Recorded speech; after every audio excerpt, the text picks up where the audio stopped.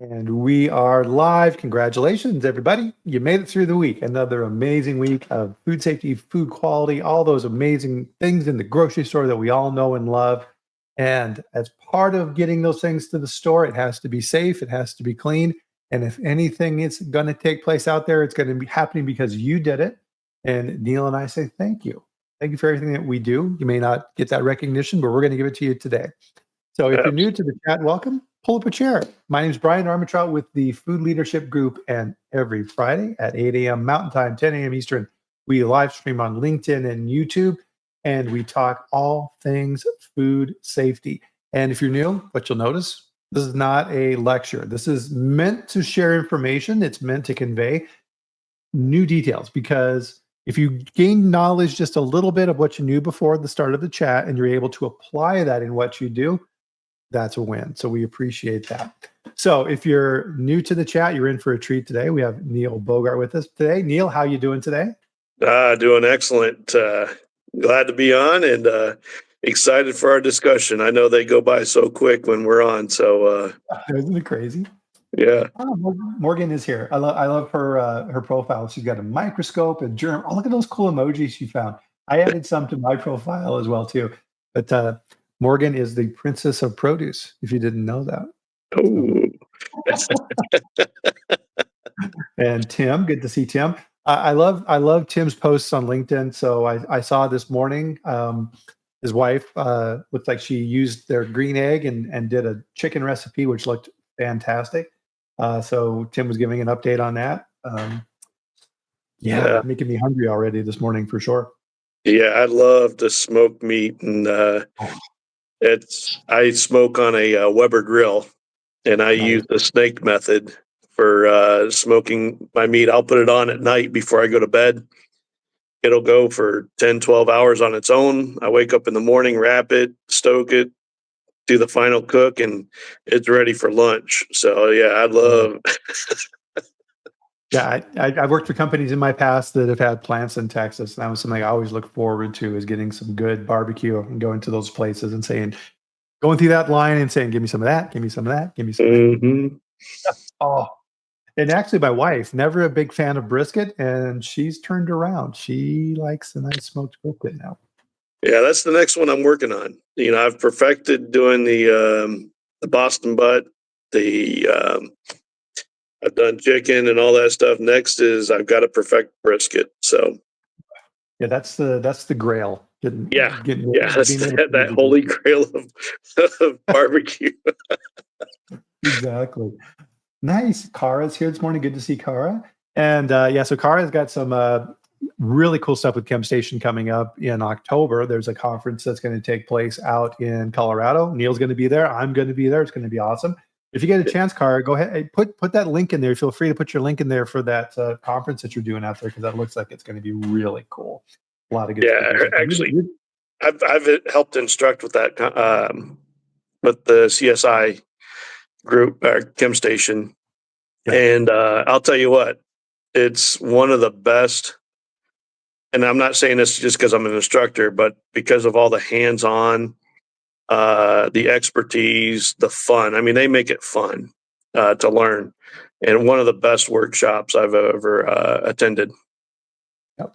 And that's a good point, because one of the things, especially in what you do, Neil, is with sanitation, it's all hands-on, right? It's the theory is one thing, but until you get in there and you see and you clean and you see how the sheeting takes place in the tank, and it changes your perspective on how these things need to work. And if everything, just like manufacturing, if everything in that sanitation process isn't lined up perfectly, it doesn't work.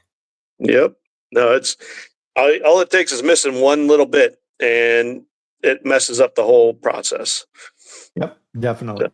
And we rely on those guys. Oh, thank you, Kara, for that. Everybody, there's a link in there. Make sure and check that out.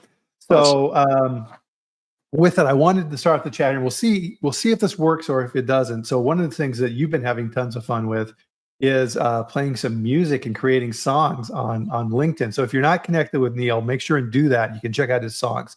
So let's see if we can play this and if people can hear it. So I'll turn up the sound here.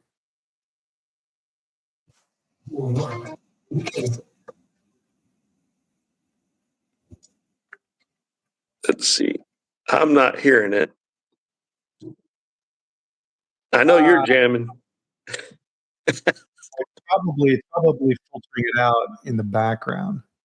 Bummer. Anyway, so you can get the songs, and this was you can't sanitize dirt, and you can listen to this, and this is on. I pulled it up on Apple Music. I was just trying to play it through my speakers, but bummer. But that didn't work. But Yeah. that's really cool. So how many songs have you done now, Neil? So I've got 3 songs out now. The first one was "You Can't Sanitize Dirt," and I was just playing around, the first one, and I had the idea actually originally from the ChemStation Institute. So I wanted to have some bump music to walk up to the stage to and all that stuff. And I sit there and I was like, you know what, I could probably write one for myself and something a little energizing and stuff. But then I started thinking deeper into it. It's like always looking for different ways for people to pick up information. So I'm known for "You Can't Sanitize Dirt."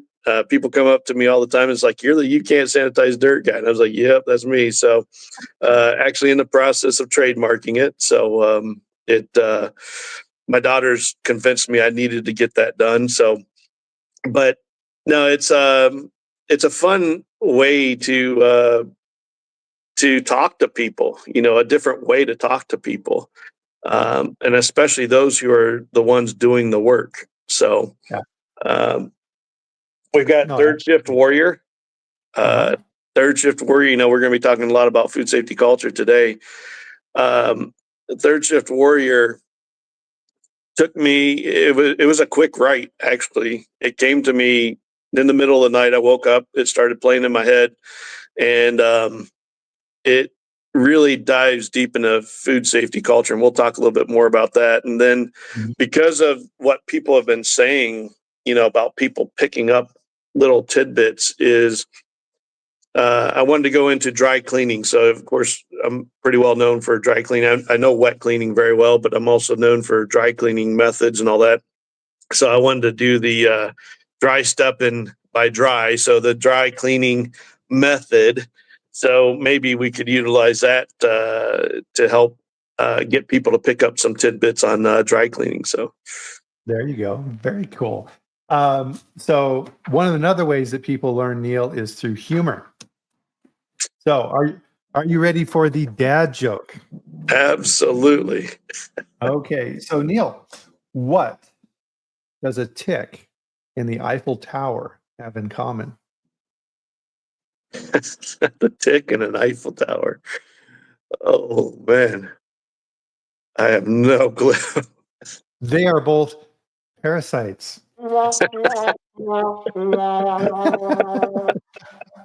Oh boy. And last week, I forgot the dad joke and nobody noticed. I was like, oh, Oh man. about that. No, it's a classic for this. I was looking at, this is your 239th episode you wrote down as a note. And that's crazy. So where are you where are you digging all these jokes up from? Oh yeah, it's so, and I added the layer of complexity here a few episodes ago where I'm trying to find ones that are relevant for the person I'm talking with, and it's not easy because yeah, you got to go through a lot of really bad dad jokes to find ones that are. And my wife is the filter for that. If my wife laughs at it, it's probably a good joke. So she's pretty There good you at go. that. So yeah, let's dive in here and really talk about this because we've been kind of see, I almost forgot something else. I was gonna say you're about to forget the Drink. Cheers, everyone. We have a guest on our chat. as you can tell. I'm in a hotel, so I actually right before the show ran downstairs and got me another cup of coffee just so we could do that. So Well, thank you very much. Francesca is in Italy, so welcome. So glad that you're here. Wow, that's really cool. Very nice. So my you daughter will be in Italy next summer. So Oh, yeah, she's got a rough nice. life. She comes home from Oh, school one day and goes, "Dad, I've got this. The school's wanting to do this trip. It's a great deal, And I'm like, okay. And she goes, it goes to Italy, Switzerland, and all these different places. And then she shows me the price and she goes, Dad, this is a great deal. Why don't you just join me on this? I'm like, you're not the one who's paying for this. That's a lot of money. But yeah, no, I'm excited for her to be over there and see the culture and all that stuff and the food in Italy. Oh my Oh, gosh. oh yeah. You Well, have 13 full and different that's regions of food. yeah, definitely. I mean, yeah, all over the country. But that's a really good segue into our conversation here today because we are talking about culture. And then specifically, we're talking about food safety culture. And as the principal scientist at Post Consumer, you have a huge job, right? And it's trying to inculcate that and teaching people about culture. And a big part of this, and the first thing we wanted to get on this was that level that this needs to be addressed, which Hmm. is the teams in the plant. And how do we do that? And can corporate culture mandate this at the team level in the plant?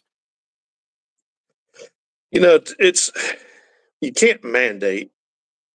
You have to get people to take ownership. And one of the big things is, when you mandate stuff, especially from the corporate perspective, and I know you've been in corporate, I'm in corporate, I've been on both sides of it. When I started cleaning tankers on a dairy, um, and worked my way up through there, and then had to, as we called it, deal with corporate coming in, and Yeah. mandating stuff. And when corporate comes in and mandates it's hard to make it part of your culture.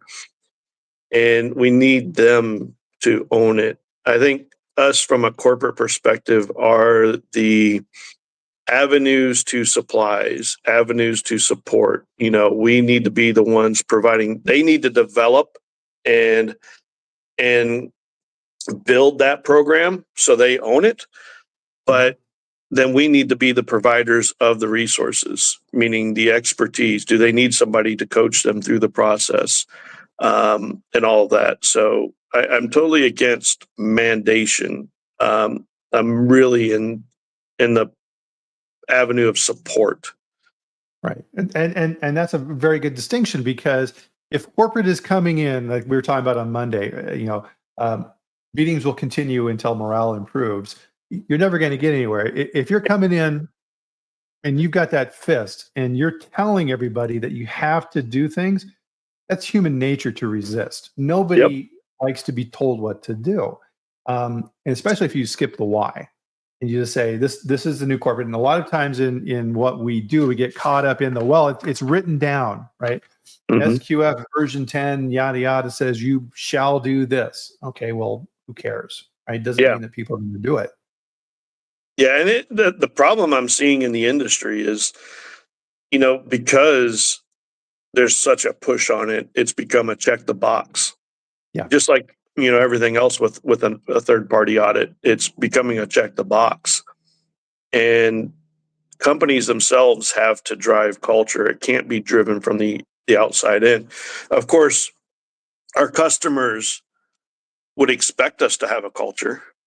Mhm. Um, I'll say, if you look at some of the recalls lately, our culture is poor in the industry right now, and we definitely have a failure happening. Um, and I'll say a lot of it's around sanitation too. So that's why I'm Yeah. excited about today's talk, is because, it's, as I said with one of my songs, the third shift warrior, one of the lines in there is, if you're not supporting sanitation, your food safety culture is nothing but a marketing scheme. Right. And are we touting our food safety culture as one of our food safety programs, or just food safety in general, but we're truly not supporting it and in the industry? And that's relative. I mean, it's very evident through a lot of these recalls that are happening right now. Mhm. When you're not supporting sanitation, you definitely do not have a food safety culture. Right. And that's a good point because as we talk about here on the chat, Neil, is that the three main categories and the leaders every year for recalls: salmonella, listeria, foreign material, and allergens. Right. Those are all directly linked to sanitation. Absolutely. Well, I would say allergens a lot. That's linked a lot to packaging, True. and errors on the packaging side, and it's, I've been over the packaging as part of my job at one point, and well, I'll tell you what, it's easy to make an error on a packaging, and it's, Yeah. you miss one little thing, and that was, earlier in my career, and how much you had to put into the editing of packaging to make sure you don't miss anything. So, and it's not surprising to me that packaging is, especially, everything that we have to have on the package. That doesn't surprise me at all, that's one of the big failures on allergens for the recalls perspective. So, Yeah, absolutely. And I think that's part of that linkage piece of it as well. So corporate wants to have marketing promotions and switch out new flavors and keep the consumers excited and have seasonal varieties. But it all comes back to that plant execution piece of it, to your point, where you've got a filling line and then you've got to switch over. And if you have that wrong package and it's the wrong revision, odds are the operator doesn't know that. And then to your point, you've got a recall. yep. Yeah. Yep. To Austin's point. Yep. Absolutely. I saw that this week as well too, Austin, where Bluebell just had another recall. Yep. So for packaging related for allergens. Yep. Absolutely. And so I think it kind of goes back into that theme of what we're talking about here today is getting that messaging out to the plant on the importance of these things. And just because corporate says it, that linkage isn't there. And this point, I think, keeps coming through in our conversations on food safety culture and risk management is we're trying to drive these things from the top. We're not trying to drive these things from the top, and we're expecting that people at the lower levels in the company just understand it, and it doesn't work its way back up. And this can cause a lot of different issues in those areas. And it gets down to that training piece. And Austin, of course, which I'm grateful he's on the chat here today, is that training piece of it. And this circles back to what we're talking about today with different modalities of giving people information. There's one thing we know for sure, Neil, is that the PowerPoints we've been using for 20 years don't work. No. I think we've kind of established that. No, and they don't. We learned a lot through COVID. Again, another check the box. A lot of training programs where I checked the box so they could pass a GFSI audit. And when COVID happened, there was a lot of companies who maybe have had 15, 20% turnover. All of a sudden, we're at 300% turnover. Anytime a system gets stressed out, again, that's when you see the failures of the system. Was the system truly built properly to be effective? And through COVID, we saw it wasn't. And since COVID, companies have continued to deal with high turnover, and our training programs just aren't effective. We're relying on old ways. Our employees are getting younger. I'm getting older. I'm on my way. I'm on the other side. So, I'm working towards the retirement where they're coming in and they're young. They learn differently. And we just have not revamped our training programs. I know that's one thing I'm tasking right now. Our company, is how do we revamp the training to make it effective, make it meaningful, make it to where they can't pick up everything. They're going to pick up so much, but how can we redo the training to make it effective? Right. Yeah, because this is everything for the new generations. Their lives exist in their phones. A lot of them, after college, don't even have laptops, and using Excel and Word, and they roll their eyes. It's not, you're not going to get that information to them in those methods.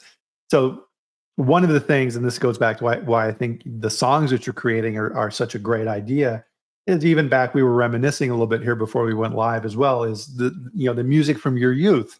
And you'll hear a song play from when you were in high school and the words. Yep. You just automatically start singing along. You're like, oh, wow, that's pretty cool. Even like, you can't sanitize dirt. Little catchphrases like that stick.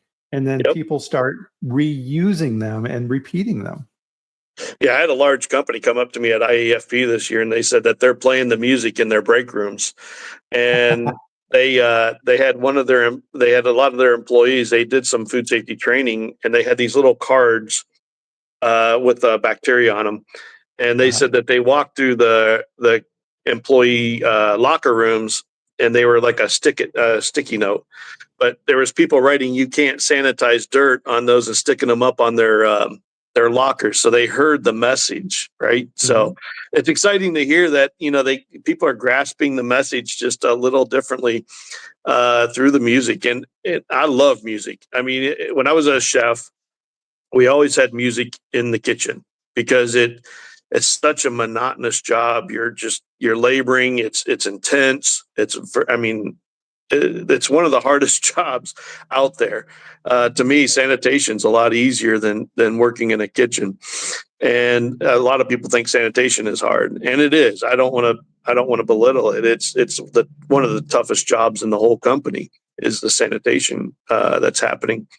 And so it I want to bring music to sanitation also. I've got one plant I walked into a while back ago, and they were playing music, and they turned it down during their sanitation shift. And I'm like, "Why'd you turn it down?" They're like, "Well, you're walking through. We didn't think it was appropriate." I said, "No, turn it back up, man.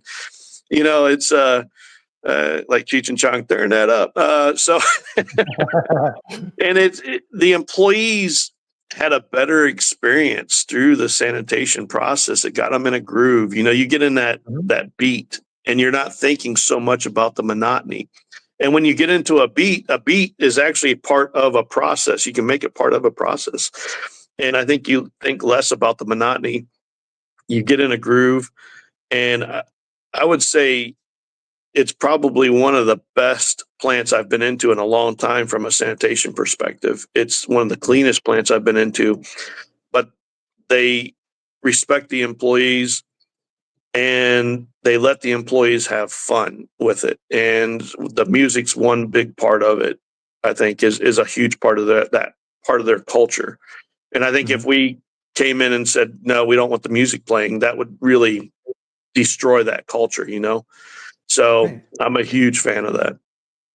Yeah, and it's being able to get into a state of flow. We've all been there where you're highly productive and you're focused in on what you're doing, and music is a great way to help you get to that state. And it's always amazing when you get to that point. You can't force it, but when you do, everything just seems to be easier, and you're able to be productive and get those things done. It's no different for those guys either. We need those tools to help them be able to be efficient in what they do, and figuring out those tools and getting them motivated. Because to your point, right, sanitation is hard. It's one of the highest turnover areas in the plant for a reason. It's hot, it's wet, it's sticky. It's just like it's if you're good at sanitation, it's almost not what you want to do, because if you're really good at it, people are like, okay, great, Neil's great at sanitation. I guess that's where his career is, and then you demotivate people that way as well. So, what are some of those other tips and tricks then that you found in your career to help keep that motivation high? You got to listen to them. Mhm. They know what's happening in that facility. Sanitation teams see every inch of the facility if it's done right. I'll preface that. They see every inch of that facility. They know where the ghosts are hidden. Oh, And it's funny, as a consultant, I'd go into the facilities, and they're like, "Neil, you're telling the company the same thing I've been telling them for 2 or 3 or 4 years." And the companies aren't listening to them. Sometimes it's how the message is delivered. But mhm. that being said, the management teams are so stuck in these meetings, and they're not on the floor Yeah. listening to the employees, looking at what hardships they're going through. And that's a critical part of is listening. The other part is making sure they're tooled properly. I even had a bet with one of the technicians at one of the facilities that I was going to have some stuff in place by the end of September. It's going to be the middle of October. I bet her $100 that I would have it in place. And she goes, "Neil, you said you were going to have it by the end of September." I said, "I'll have my $100 for you the next time I return." And she was excited that I'm going to, own up to my word. on that. But I said, I'm going to have you tooled. It's a couple weeks late, but I'm still going to pay you that $100 because I said by the end of September. But she's, she's motivated. She's intense. She loves what she does. And I want to make sure they have the right tools, because especially when you get to dry cleaning's even harder than wet cleaning. Oh yeah. And, it's dry cleaning is a very intense process, very labor intensive. It's not a CIP. It's not just foaming down an area. I mean, you are very intimate with the equipment. And if that equipment is not hygienically designed to be ergonomic when you're doing the sanitation, which most of it's not, most all this equipment's legacy equipment, right? Their job is intense. And now there's a lot of great tools out there now. There's great companies creating great cleaning tools. But it's getting those tools in their hands, getting those companies into your plant with those tools so people can try them out.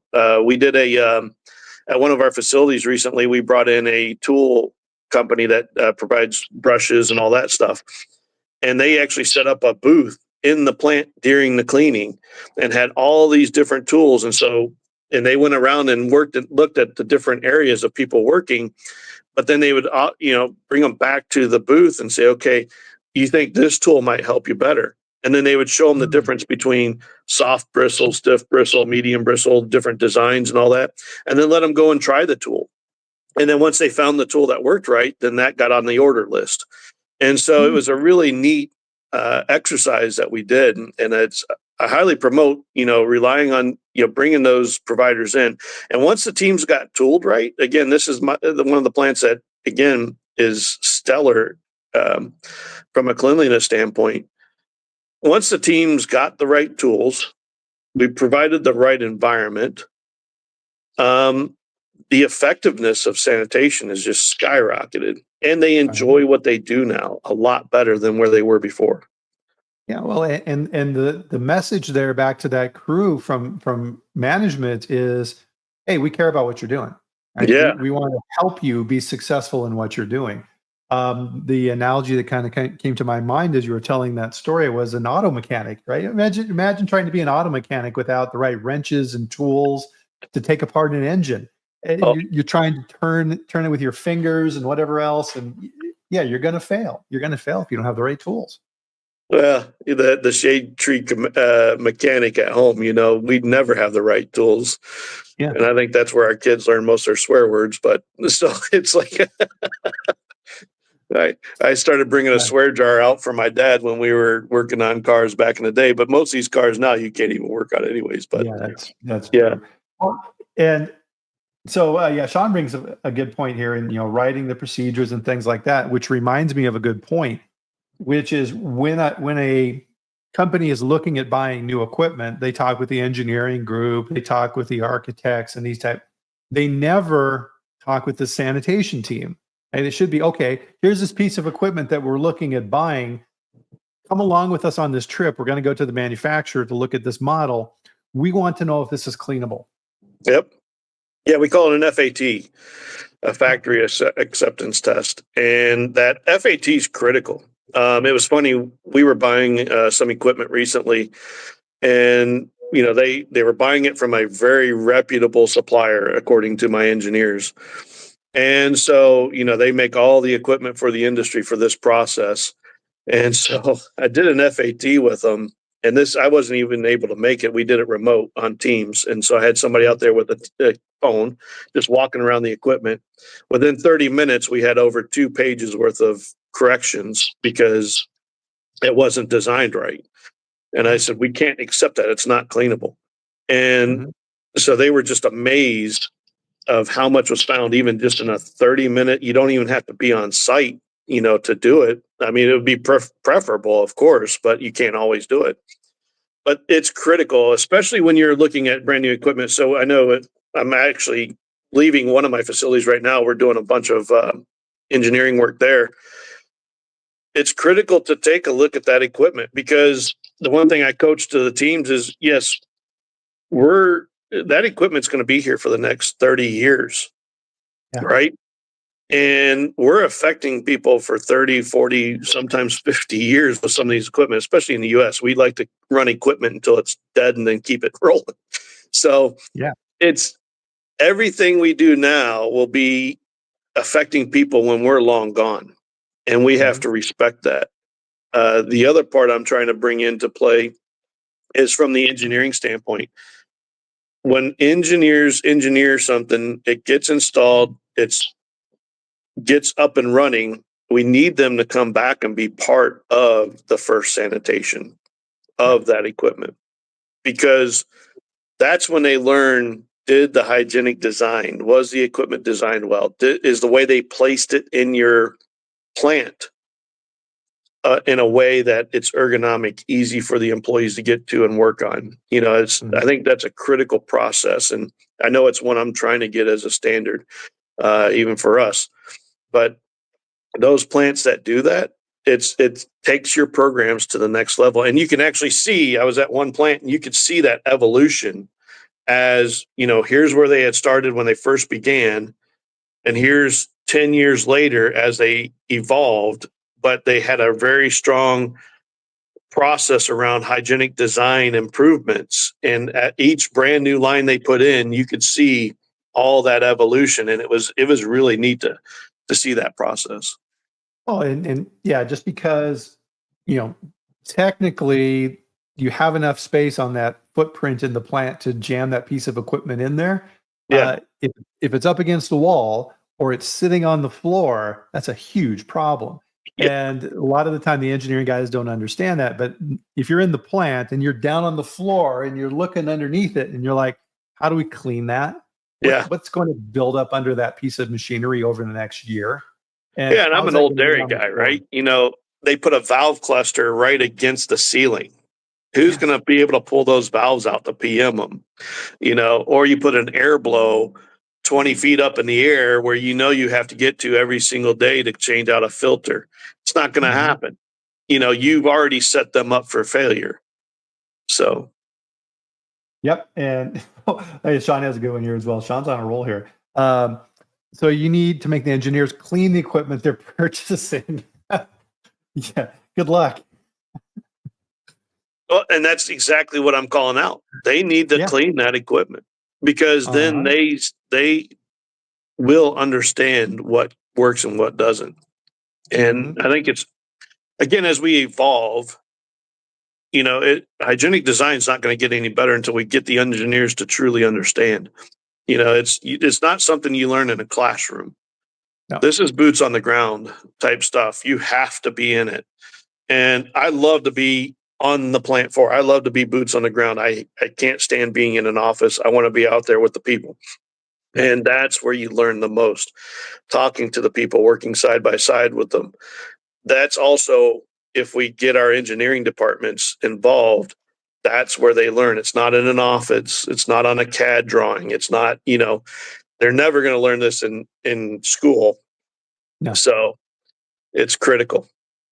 Yeah. I mean, just walking through a plant, and yeah, so I'm sure you're this way too. My head's on a swivel when I'm in a new plant, right? I'm doing this, looking at everything, and you're using every sense that you can in this plant to figure out what's going on. And how many times have you walked through a plant and you go to a particular area and all of a sudden you're doing this? What? Yeah. And there's something that doesn't smell right. That's a huge indicator that something's not right. And then you start trying to track that down. When I If you worked in can the smell it, chemical anybody, industry, we used to call that the smell of money. yeah, So, exactly. And it's crazy. I mean, so part of this is, how do we motivate these teams? It's an issue in quality and food safety. It's a huge issue in sanitation. They're on third shift. Part of this, and you'd reference some things here to help them click as well. But there's also ways, because people are competitive. And if you can introduce between different shifts or different plants, different key performance indicators that you can then rank. At White Wave, when I was there, the head of QA for manufacturing put together a quality award for each plant, and there was a competition every year, Neil. And he went to and found the company that makes the big belts for wrestlers that they hold up when they have the title. He had one made, and that belt would be awarded to that plant that had the best quality key performance indicators for that year. And the senior management would come and present the belt, and then everybody would take pictures wearing the belt and doing wrestling poses with the belt on it. It was this huge deal in the company, and whoever won had bragging rights for that whole year as the owners of the belt. Wow. No, that's awesome. Yeah, it's engaging. It's driving. That's what drives the culture, man. I mean, you got to make it fun. You got to make it exciting. It can't be forced. We got to get the plants to want it. You have to drive the want, and it needs to be their ideas too. Like I'm working on a process right now, just even with tools.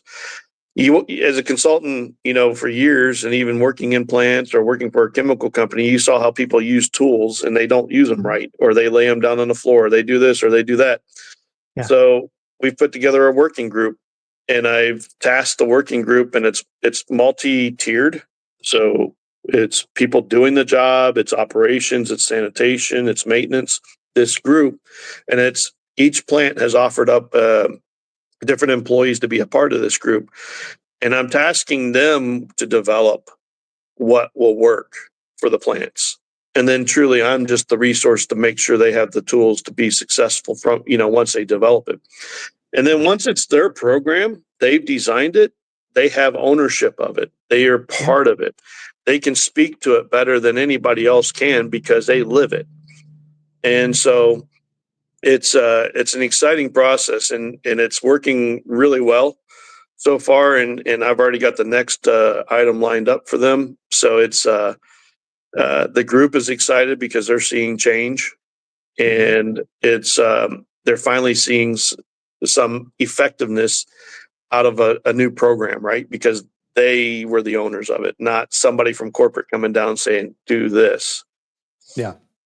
Yeah, they're the experts. We're not the experts. All we do is ask questions and help solve problems, and they're the experts. And yeah, the more you can. One of the things that I learned is when I was creating a work instruction for a process, I would always get with that group of people that were doing that process and say, "Okay, I'm the new guy. Train me." And I would go out and do the job with them. And let's say it was receiving or something like this. I'm like, okay, teach me how to receive. And then I would ask a bunch of questions. It's like, okay, well, the truck shows up. Okay, well, how do I know when the truck shows up? Well, the front office tells us when the deliveries are coming in. They normally come on Mondays and Tuesdays or whatever. And then you start learning that process. And the thing I would focus on is what you're talking about as well, Neil, is, all right, what if this step goes wrong? What was missing? What tools did you not have? What information did you not have? Because people want to do a good job. Mm-hmm. And that's where this tool example comes in.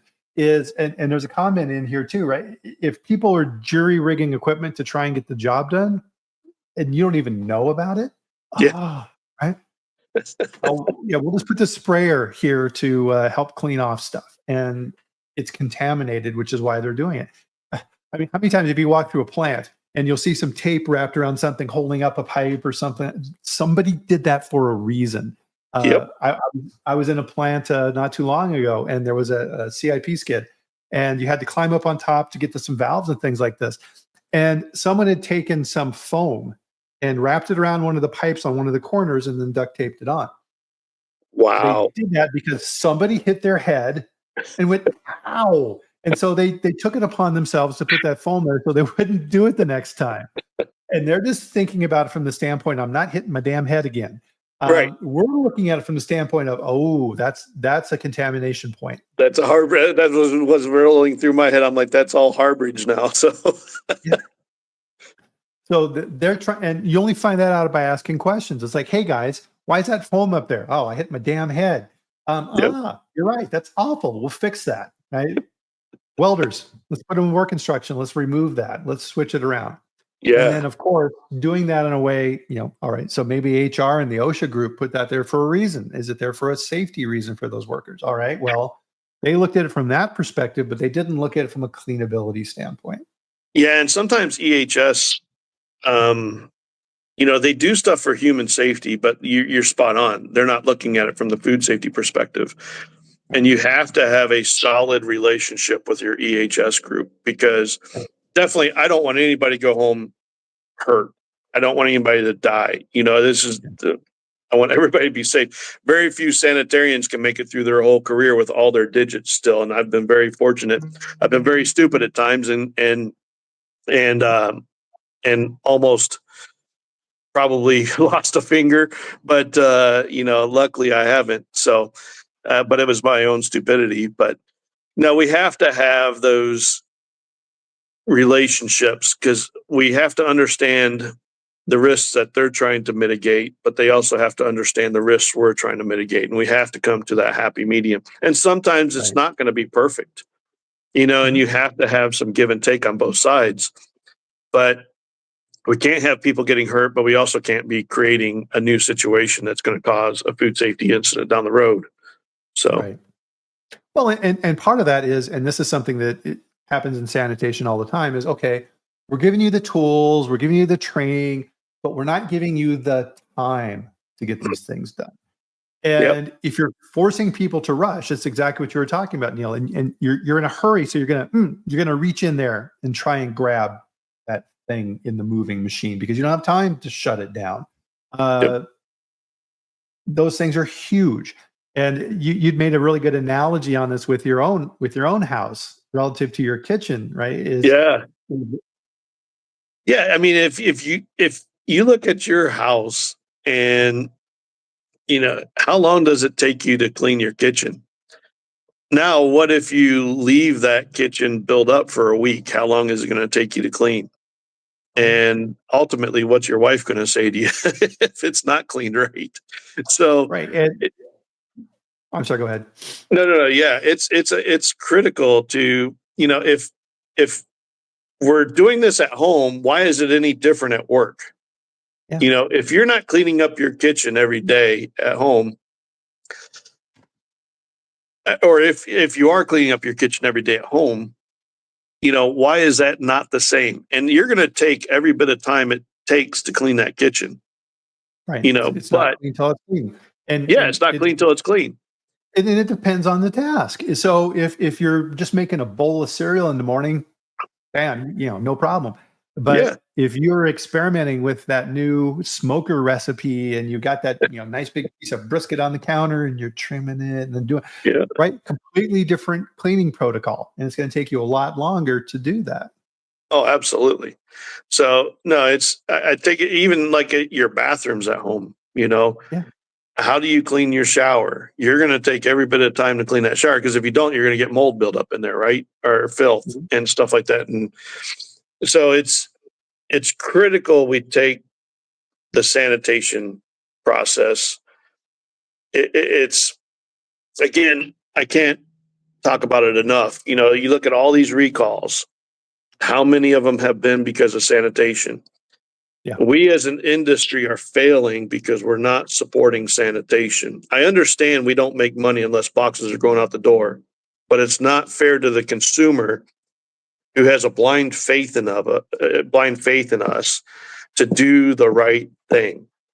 Right. And if we're producing their product in filth, that's not fair to the consumer. Right. So that blind faith is their demand on us to do the right thing. And Right. it's, you go through a grocery store and you look at all these products on the shelves, and it's just, I even look at it from all these years of being in food plants and understanding which ones are dirtier and which ones are cleaner. And it scares me. Yeah. So, but the consumer has no clue, and Yeah. it's not acceptable. No, So, I agree. Well, and I think part of this too, right, is we're talking about the tools and the time and the training. The other piece of this, what we've been talking about as well too, is that visibility piece. Having those KPIs in place, having those competitions with the different teams, making sure that they're visible is really what we're talking about. And I think a lot of times quality has this issue, sanitation has this issue as well. Is what we do only rises so far in the organization, and that's why this gets back to our theme with our talk here. Is a lot of this needs to come from the top down is we're normally in the operations group. and that information gets bubbled up to the operations team, but it's not something that comes up at the senior leadership meetings or the board of directors where the CEO sits there and says, okay, Neil, can you please go over the sanitation results for last month for our operations? No, right? Yeah, unfortunately for the industry, that's the case, right? Yeah. And we have to make that part of the message. There's a lot of matrix that the board looks at, that the senior leadership looks at, and we have to have those right KPIs that can fit into that matrix for them to look at. Um, Preventative maintenance is another one that I harp on a lot. Yeah. Because if we're not maintaining our facilities right, then you start getting what are called breaches or leaks of product, right? And you see it all the time in plants. Well, your sanitation system was designed to clean in an optimum condition. We validate them at an optimum condition. And then if we're not maintaining our equipment right from a preventative maintenance standpoint, we start getting leaks, it stresses the sanitation system that you've built. Yeah. And there's only so much that team can do, especially as we keep, cutting back on teams. If we're not supporting, we have them on third shift when no management's around to support them. We have them working on weekends when no management is around.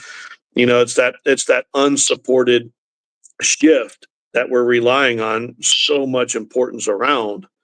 Yeah. That needs to be during, when management is on site. But what I was trying to get back to is, so we have sanitation will start failing because PMs are failing, and it's a trickle down effect. Then next, what's going to fail? If you have a food source there, our plants are warm. Now you've got pests in your facilities. And so now you have pest control issues, and it just keeps trickling down, trickling down, trickling down. And people will call me and say, Neil, we have a sanitation issue. We have a sanitation failure. I said, well, what's really causing that sanitation failure? Is it PMs? What is that true root cause? Is it a improper hygienic design? Sanitation just doesn't fail easily. There's a lot of factors that cause that. Are the teams not tooled properly? And going, diving deep into, almost a FMEA on, what is that mode of failure that's causing the sanitation failure? Because once you build a system, it's pretty effective as long as you have good teams, you're taking care of those teams and all that. What's that true effect of failure? Yeah. Well, and this is something, and we've been talking about this on the chat quite a bit, is risk is not static. This is something that is constantly changing. To your point earlier, there's all these variables. There's people, plant, process, product. All of these things are going into impact these activities. To your point, during COVID, inexperienced crew. What's your risk level? Right? That has gone up. Something else that companies don't think about as well is they'll put their budget together for the year for the plant, and all right, I've got this head count and these budgets and these type of things. It's a very, very rare plant where your production is flat through the year. Yeah. You have peaks and valleys. So if you're a company that your busy part of the year is the fourth quarter because you're selling a lot of product for Thanksgiving and Christmas, if you're in sanitation, you get the same resources that you got during the summer when it was slow. And you need more headcount. You need more time because the plant is busier. And to your point, those small little things add up, and then it creates a failure within the system. And then to your point, which I think is worth reemphasizing as well, is it comes back to say, well, we had a sanitation problem. It's like, no, we didn't. We had a production problem. Yep. We overtaxed the system, and now we're seeing the results of why that happened. Yep. Do you guys understand that, right? That connection isn't there. And I think that's a big part of this, is that information is not getting up to the top. So imagine that senior leadership conversation where the CEO turns to the head of operations and says, hey, I see that these KPIs for our busy point of the time, you're starting to see some failure points. We're getting some ATP hits in some of our plants. What are you guys doing to fix that? What additional resources do you need to make sure that this goes in the right direction? It doesn't get to that level. Yeah, no, I mean, that's the criticality there. So it's having those right KPIs to understand what's happening. That, do the failure modes effects analysis, the FMEA. The FMEA is a great process to really, check your system and, look from a historical standpoint in your process. But we have to get to that point where, we can't keep shortchanging sanitation. Yeah. It's doing nothing good for the industry. Yeah. Some of the most underpaid employees are on sanitation.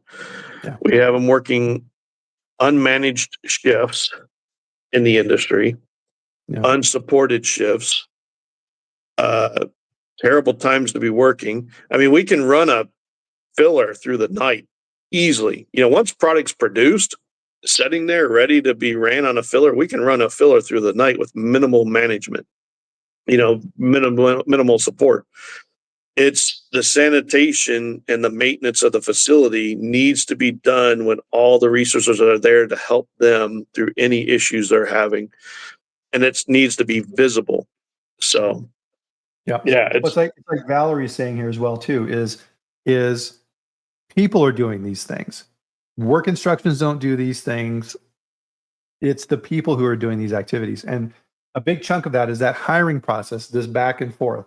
Because to your point, it's like, oh, geez, we want to hire our best employees and we'll get, we'll pay a little bit more for that filler operator. And okay, well, it's got to come from somewhere. So where are we going to, cut back on other areas? And if you're not involved in that hiring process as a manager to fight for those resources in your area, you're going to be on the short end of the stick. Oh, absolutely. Yeah.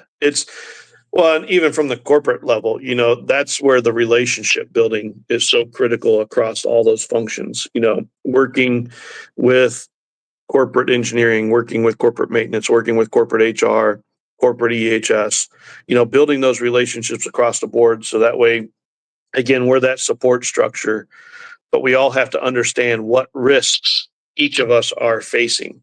Mhm. I don't understand all the risks that maintenance is facing. I don't understand all the risks that HR is facing. And that's where it's critical for all of us to come together and play together in the same sandbox, right? Yeah. So that way we understand everybody's issues. So then that way we can better, build out the support. Yep. Well, and even simple things like the plant leadership team meetings. And look, you're the sanitation manager and you're working with your crew overnight. And then the plant manager has his staff meeting at 11 in the morning. And the sanitation manager just worked a 12-hour shift, from 12. Yeah. And now they're at the tail end. And are they going to, they just want to go home, even if they're at the meeting, right? They may just decide to go home and go to sleep. They're not getting that visibility within the process. Or training. You look Yeah. at training, it's amazing. They'll want to train sanitation teams at the end of their shift. I'm like, these people just busted it all night. They're tired. They want to get home. Last thing they want to do is work with somebody who didn't have the decency enough to come in and work on their shift with them because they don't Yeah. want to work at nights or on the weekends, right? So they're Yeah. forcing them into a situation where they're tired. They're not going to learn. Uh, so it's an unfair practice. They'll bend over backwards. I see it all the time. They bend over backwards for production. Well, of course, Yeah. production is getting product out the door, but they tend not to bend over backwards to support sanitation. And Right. so it's just And I that know life person is isn't not fair, in the, but no. we have to change in the industry. No, I agree. I did want to save a little bit of time here because we had a really interesting conversation with this around you were talking about the maturity model. Yeah. What did you mean by that? Yeah. So I was working with our corporate CI team, and they have a maturity model built for FMEA. What's the plant's ability to do a FMEA effectively? And they had a 4-tiered approach of the maturity of the plant. So that way they could better understand, how could they support the plants in growing them from a FMEA process. And I'm a huge believer in FMEA. I mean, FMEA is the core basis of HACCP. It can be used for Kappa. It's that process we need to be good at. So I was looking at their model, and so I was like, what if we built a maturity model around sanitation. Mm-hmm. And so I'm working with our continuous improvement group right now to look at, how do we build that maturity model? Because that maturity model is going to drive where do we put our resources at? Where can we get the best bang for our buck? How are we going to help save and improve the process? Because yes, sanitation, there's a cost to it, and people are always trying to cut back on it. You can only cut back so far before you have failures. But I think this maturity model is going to be pretty interesting because then it'll be easier for us to understand from plant to plant to plant. You can have programs and all that, but what is the true maturity? And the maturity model takes, an assessment, going in and really diving deep, asking the right questions. So then that way we can make sure, what is the maturity of each one of those plants? 1, 2, 3, or 4, 4 being the highest maturity level. And then also, what are plants doing that works and what doesn't work? So then that way we can start spreading that word too, right? How did they jump from one maturity to the next? What were those practices they put in place? Because again, it's not corporate coming in and forcing those practices down on them. The plants are smart. Yeah, we have some awesome people in the field, man. And if you supply them with those resources to be effective, it's amazing what they'll come up with. And so again, I like the idea, like you said, even the quality award. It's where's that sanitation award? And I'm going to actually take that back even from today's talk. That's my little thing, But I think the maturity model is a nice way for us to understand what's happening in the facilities, and it Right. also engages CI. So now CI is going to actually do that assessment.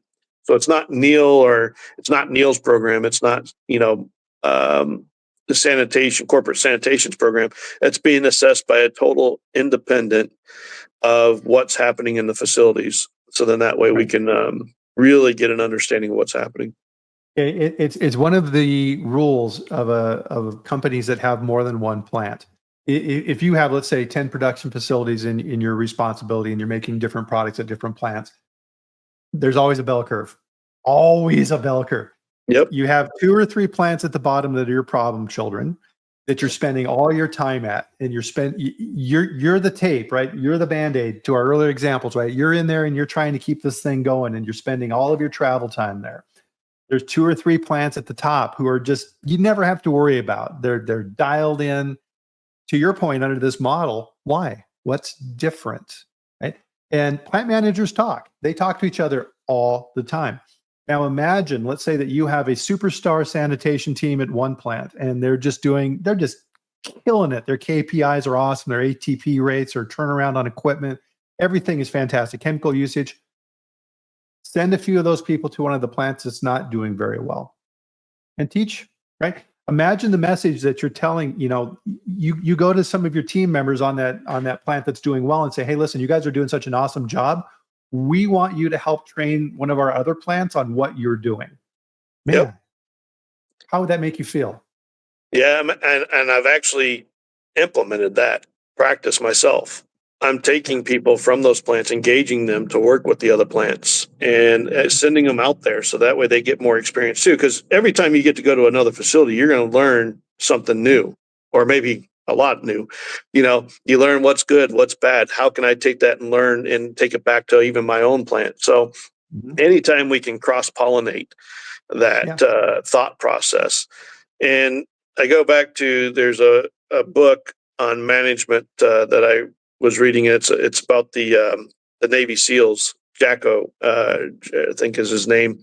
Yeah, and he had the groups of when they go in for the Navy SEAL training, and you had the leaders of each of the groups, and there was one team that was always very successful. They took the worst leader, the group that was doing the worst, and the leader that was doing the best, and they just swapped the leaders around. And then all of a sudden, the group that was doing the worst was working its way towards the best, and the best was working its way towards the worst. And so sometimes it's just the leader. So by swapping people around and doing some other assessments, they're going to see stuff like I can't see, when I go in. So no, I think that's a great idea. And I solely enforce that and want to see people doing that because that's how we learn. Yep, absolutely. And Cortland's doing a good job of keeping us on time. So as we're finishing out here, Neil, what would you like to leave people with here today? Any closing thoughts? Yeah, of course you can't sanitize dirt. We have to commit to a proper sanitation program in our facilities and don't design the program for your optimum run. Design it for the failure. So if we design for the failure, then the rest of the time we're going to be good. So do that FMEA, do that risk assessment of the process. What is my most tasking time of the year? And if we can build it towards that, then we're going to be a lot more successful. And listen to your people. They are smart. Yep. And if you listen to them, you will succeed. Yep. Couldn't have said it better. So with that, guys, thanks. Amazing comments. Great participation here. And it's always a pleasure, Neil, having you on the chat. You're always a font of wisdom. So thank you for all that you're doing out there. Thank you. I really appreciate it. And thank you, everybody, for what you do. It's Yep, very much absolutely. appreciated. Our customers appreciate it.